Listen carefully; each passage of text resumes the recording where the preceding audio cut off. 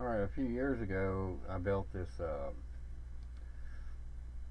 this little, well, it's kind of a kludge of Arduino projects I found on the internet, and I just decided, well, I'll just stick them all in one gadget and see how many of them I can put into program memory. So, but we have, ultrasonic sensors, pressure sensors, everything. In fact, you can see it here, basically. This is the keyboard, alright, and, this is the unit itself. Um, I've got, LED flashlight on it, gyros, pressure sensors, ultrasonic, laser distance meter, NRF, radio for spectrum analysis, DHT11, temperature and humidity sensor. That's a 5-volt regulator. This weird cord for programming the Arduino, which I'd probably remove later. Got a little, little hall sensor there, an electrometer and EMC meter. Right now, in fact, I got on the electrometer mode, and I even got a little, one of those little, well, tachometer probe, basically, so infrared detector kind of, emitter detector kind of thing. So, and on here I got a higher end magnetometer, but the problem is, and I actually had a provision too for a color sensor, but the problem is I ran out of program memory before I could actually fit, I couldn't fit everything in, basically, try as I might. So really the magnetometer isn't used, which that was like a $20 part there. But the color sensor isn't used either, but I still managed to basically squeeze everything else into it.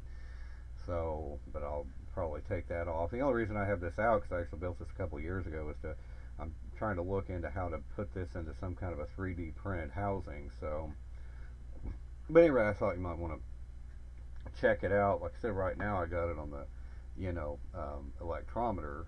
So, and, you can see I've got a charge on this, this polyethylene tube here, so you can see, as I bring it closer, what kind of happens.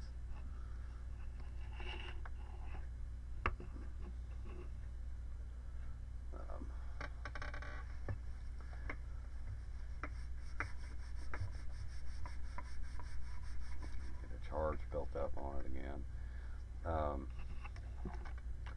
But you can see, it's got pretty good range, so not terrible. I mean, 6 inches or so. Then it kind of maxes out, pretty readily. So probably need some adjustment or something. But yeah, I mean, you can see even as I pull back, it having detection events. So this is from 8 inches or more, and it still is detecting, me moving it in and out. So let alone coming close to it, then it kind of, maxes out. So it's got pretty good range. And that's from the, little JFET detector here, so, so you can see that part of the circuit in action. And conversely, there's an electromagnetic function I got off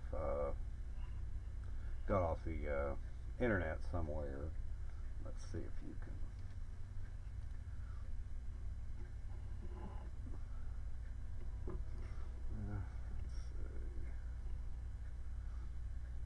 See if I get this focused in. This camera doesn't really like glowy things. But go back to the main menu here. Okay, and let's see, we got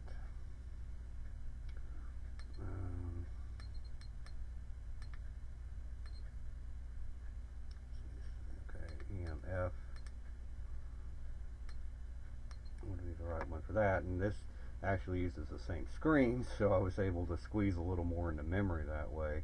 And this I actually have connected to this light fixture, which is a great noise source, and it's going to that antenna input, you know, through the high impedance section. So that's noise you're picking up. It's not very strong otherwise, it's not very sensitive. That's about the strongest I can get it. But that basically is this circuit here. So I get it set to the 3.3 mega ohm impedance. I don't know what you'd use the 100 mega ohm, because even the 3.3 mega ohm is still not very sensitive. It's usually way less. If I take it loose from the light,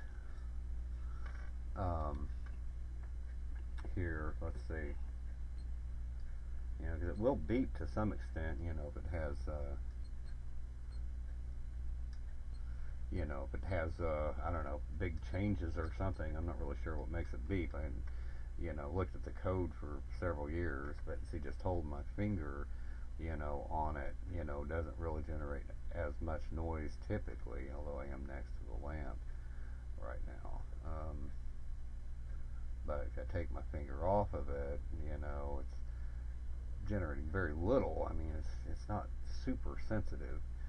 So I've certainly tied this alligator clip into a loop, but yeah, it's not as sensitive as you think. Cause I got bad noise problems in here, as you've seen in a lot of my videos. So, but at any rate, that's just letting it be. You get pretty much a flat line on the screen. Let's see.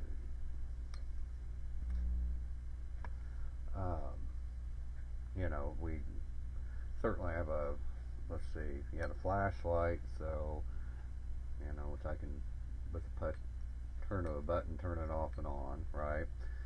And then I can go with a flashlight SOS.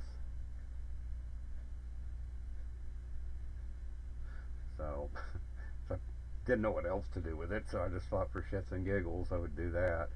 And, let's see, let me turn that off, if I can. Probably screwed it up. Okay, strobe. Alright, so that's like a high strobe rate, so it's an LED strobe light is what it is, which is actually quite useful if you're trying to do motion capture. So, as I turn that up, that's the time between flashes, so the higher I make it, the more visible the strobe is. So,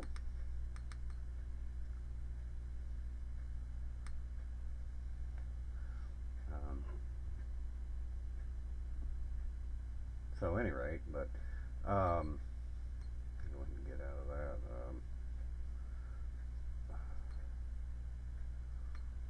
Turn that off. Okay. So I also got a sound SOS.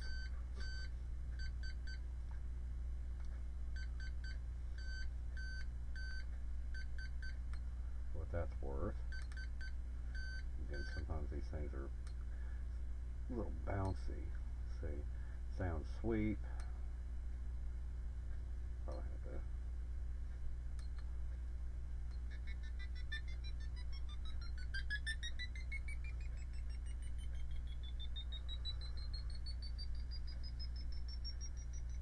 And you can change the rate. So.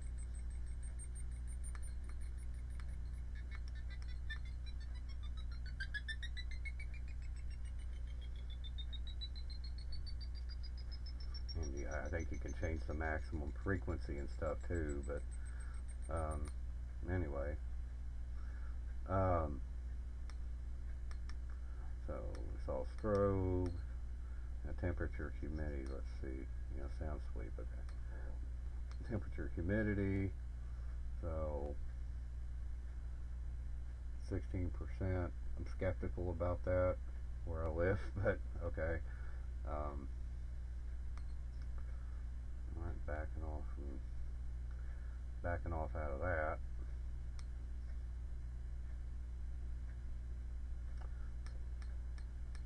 Let's see.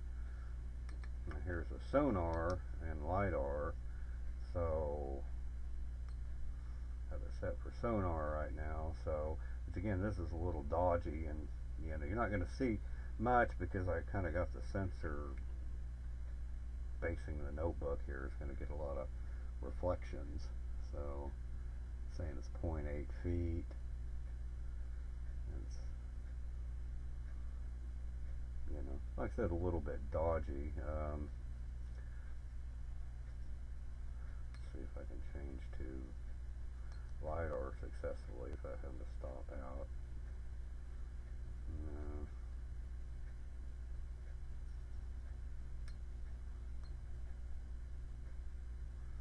Let's see.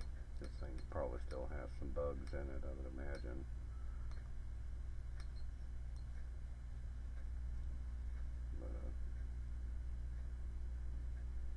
No, I don't know. This module seemed a little finicky. It does work, it just seemed a little finicky. I don't know why. Probably had to reboot the thing. You can see it's drawing about 130. Well, you can't see that, but it's drawing like got a power 9-volt power supply. It's like 140 milliamps. I'll try to reboot it and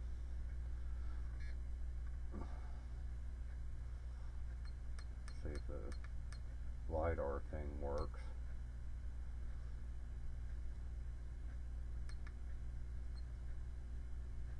Yeah, there we go.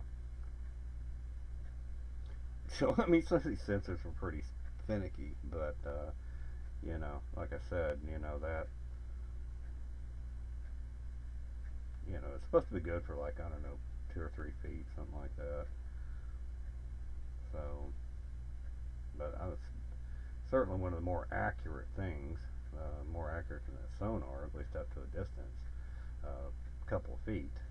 So, good for robot and more precision measurements. I forgot what the specs on the sensor's supposed to be, but it was a cheap knockoff, from China. So that's the LiDAR sensor right there, next to the, next to the ultrasound. Okay, but so let's back out of that. We are done. So sonar, LiDAR, now the tachometer. Do that. So, tachometer sensors, a little finicky. This isn't a good test, waving my finger in front of the sensor. Like I said, here's the sensor right here. But like I said, with it sprawled out here, I don't have much else to test it with.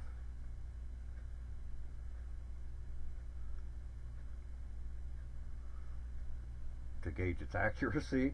So, but at any rate, let me back out of that.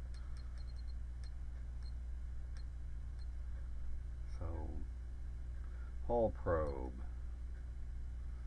Okay, so again, that's the only Hall sensor I have. Neodymium magnet on my screwdriver. In fact, if you want to magnetize a screwdriver that's not magnetized, stick a little magnet on it. It makes it so it will pick shit up. As you can see, apparently they put steel in resistor leads. But let me hold it close to the Hall sensor so you can kind of sort of see what happens. So yeah, it goes up. I mean, because that other sensor, the expensive one, this is just a cheap little Hall sensor, but it was supposedly capable of 200 millitesla, but even that's still not much. When you got 2 Tesla magnets. So I broke down and went ahead and ordered a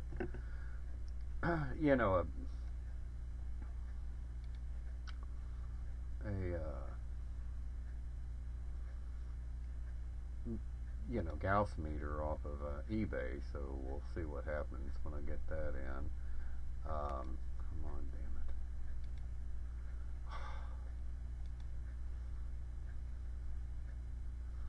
it. Yeah, pretty much this one, so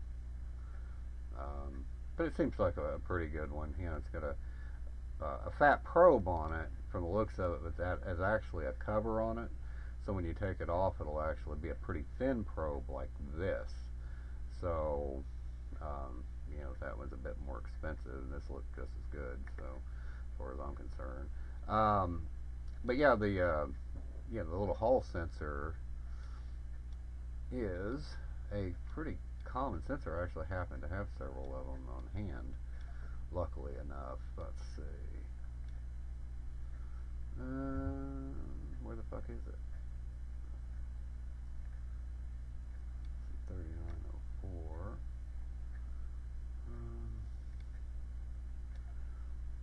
And you can see the keyboard here. I made resistive and, you know, using some kind of op amp to put out a signal so the Arduino can interpret it, you know, with only taking one line up. See temperature, humidity, see tachometer, pressure sensor, distance laser. That's a gyro. It's got a gyro into it. There's a color sensor, like I said, where I didn't have program memory enough. It works. I mean, I actually did code for it and the other magnetometer module, but there just wasn't anywhere near enough room to put that in there. And the 32K of memory of an Arduino. Spectrum analyzer thing. Let's see. What the fuck did I do with that magnetometer? That Hall sensor. Oh, here it is. You know, Hall sensor.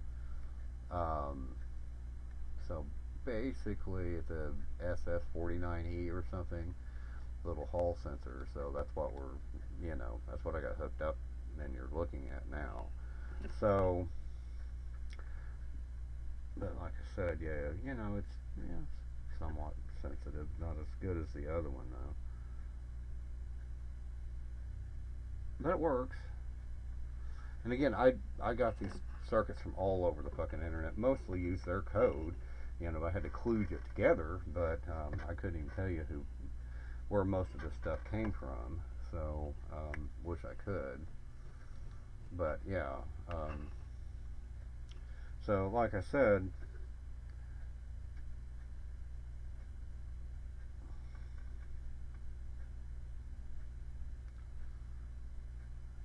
you go, plus or minus fields.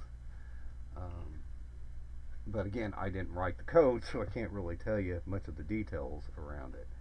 But at any rate, but like I said, that's the little sensor, hanging right there. So, all right, so let's explore more shit. So this is about the absolute limit of what you can do with an Arduino. Put all this crap in there. See, tachometer, we did that. Hall probe, we just did that. Electrometer and EMF we did earlier.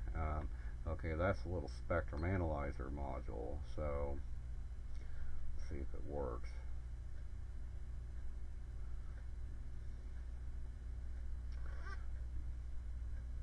I mean, it does work, but again, this is another one of those sensors that's kind of finicky for some reason. Kind of need to always reboot it to get it to work.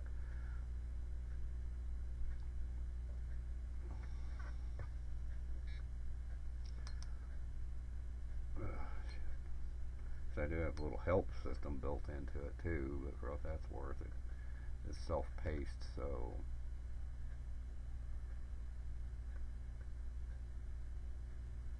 again, I barely had enough room to even write this. I mean, I was barely able to squeeze that in there.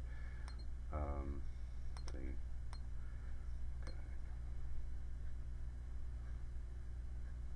Okay. Yeah, it's working now. See, like I said, some of these sensors, just like that IR sensor, or that laser sensor, I had to reboot to make it work for some reason. So, not really sure. Didn't have a lot of program memory or anything to begin with, so I was lucky to get it to work as well as it does. But it does work just over a limited bandwidth. As you can kind of tell on the screen, it's a common circuit you see in there. But it's like, well, I got a bunch of these radios, so why not might come in handy, you know, if I'm trying to track down something in that 2.4 gigahertz area. So, at any rate, we can stop out of that, and I'll go the reverse. Let's look at the pressure sensor, you know, which is another sensor that you've got to reboot. So, yeah, I guess I need to, you know, I don't know. I don't know why these things, it's like they seem to interfere with each other or some shit. So,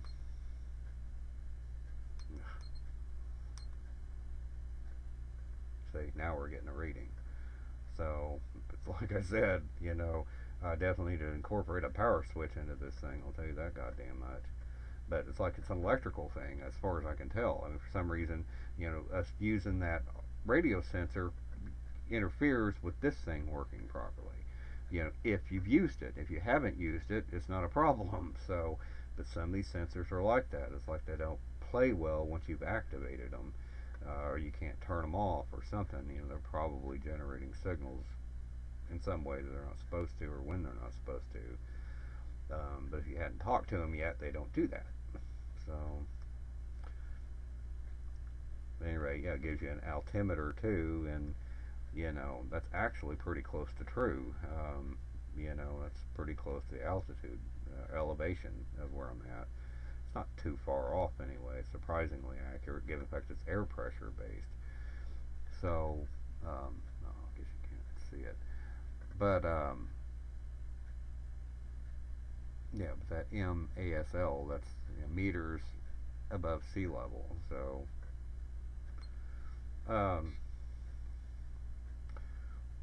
let's see. So, see, pressure, now gyro, you know, this is for its, you know, 60 OF, you know, so it gives you, you know, magnetometer, you know, temperature, you know, etc. You know, you've seen shit like this before, the typical gyro module. So, and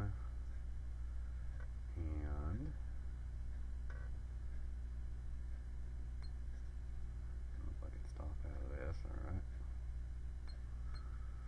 I think that's it. Yeah, so, yeah, so pretty much that covers everything, but anyway, that's what I kludged in.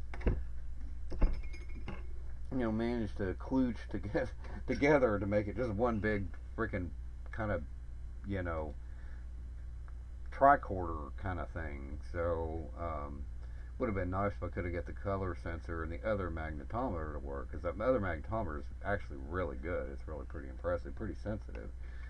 But yeah, there's just no way I could fit all that in. You know, and this isn't the first time I've ever run out of program memory. The funny thing is, I've actually never had a RAM problem. Running out of RAM has never been a problem for me, but I run out of program memory almost every time I've worked with an Arduino, it seems like. Either from doing, you know, because, you know, again, I just kind of hate wasting things. You know, I kind of hate wasting an Arduino without trying to do as much of it with it as I can, you know, because it seems like it's such a waste. So I always try to, you know, pack a shitload into it. I mean, I made an Arduino based motor tester that, God, I spent like 4 months programming and reprogramming and reprogramming. I got really good at writing efficient code because of that. I had to, you know, basically rewrite any of the libraries that were involved and everything, trying to maximize what I could fit in that. I still couldn't do anywhere near with it what I wanted to do. So, I mean, I probably would have needed, you know, like at least 150K of program memory to do that. But that was like one of the first real Arduino projects I ever did, you know, that was actually had a serious application in mind. So I really wasn't sure what the limits of program memory were going to be. So, you know, but yeah, I mean, that was a nightmare, and, you know, and it still is a pale imitation of what I wanted it to do. But I mean, it was kind of a universal motor tester. You test DC motors and, you know, and stepper motors and servos and everything else. I mean, so, I mean, it had, you know, some interesting capabilities. Was going to do a whole lot more than that, but, you know, again, I just did not have program memory to do everything. So I had to take all the help out and everything. I mean, I just couldn't do anything with it. help is actually one of the most memory consuming things you can write. So, as it turns out, so you think about how many bytes it takes to write a few sentences. It adds up quickly, especially on top of everything else. Anyway, I just thought you might want to, see that something like this can be done. So, and like I said, the only reason I even have this out is because of the fact that I'm trying to figure out about making a 3D printed enclosure for this thing, which was my original intent, but I never got around to it back then. Trying to use the Robo 3D up there, and done anything with that since like 2016. Or 3D printing in general. I've done a lot of 3D printing too, but I'm really rusty at it at this point. But yeah, I mean, I got sensors coming out the bottom. You hear that gunfire? Yeah, that's the kind of neighborhood I live in. It's been going on off and on for the last like 45 minutes. So, but yeah, I mean, I got little things like this. I got these antennas, ones for the EMF meter, and the others for the electrostatic meter. So, they got to come out of that. It's got to have a flashlight. Keyboard's got to go in there somewhere on top. Probably remove the magnetometer. It's pointless. Put it on a different project at some point. But like I said, it's going to have its challenges. I'll definitely take my programming cord out. Again, I had to buy a special right angle cord to get into this because of the design. It was poorly thought out, of course. A lot of these things, because this wasn't. I didn't even think half this shit would work. Honestly, I didn't even think I could fit half the stuff I did into program memory on this thing. So pretty surprised I was able to put as much in here as I was. So, but anyway, just thought you'd be interested in knowing shit like this can be done. And again, all this stuff I got off the internet. It's here's the general file here, and like I said, I've got all these different, electrometers and, Arduino code, written by somewhere else. I just kind of tied it all together and made some modifications to make it all fit. But anyway, yeah, that's, let's see.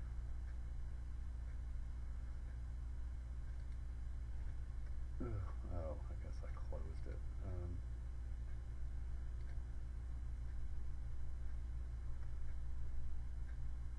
Let's see. Okay, you son of a bit. Reopen, close tab. Alright. Now, here's one of them. It's by the dinosaur guy. This, Mirko. He's got some interesting the guy's fascinated with metal detectors. You really ought to check this guy out. He's got some really bizarre projects, but like the electrometer or that EMF meter was based on his, code and everything, but I modified it, for my own purposes. But that's one of the projects, So, as you can see here, fritzing great. But anyway, yeah, that's that pretty much covered it for the video. So, I wanted to show you this can be done. So, cheers.